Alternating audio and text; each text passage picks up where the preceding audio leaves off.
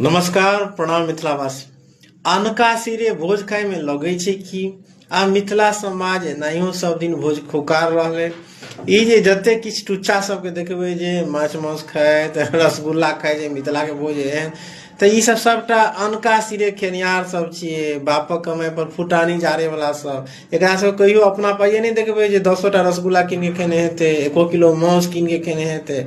आ ई सब अखन संपूर्ण मिथिला के युवा के भरमावे में लागल छे, गलत रास्ता पर आनि रहल छे। एकदम दारू गांजा पीब के ई सब एकदम रील्स बना के खूब निहाल कर रहल छे मिथिला मैथिली ला। तो मिथिला के पब्लिक अहाँ सब सचेत हो।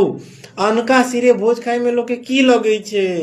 एनाहियो गाम घर में देखने हेबे मिथिला समाज में जे कोई मर जाए छे तो लोग कहे ओ भोज जगले हो।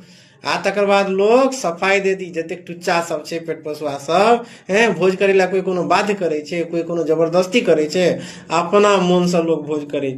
अरे मिथिला समाज के हाल देखने हेबे जे भोज ला कतेक अहाँ के दबाव देल जाय छे। अहाँ कोनो जाइतक होय कोनो समाजक लोग होय भोज अहाँ नहीं करे छिए त केहन तरह सामाजिक मानसिक दबाव बनायल जाय।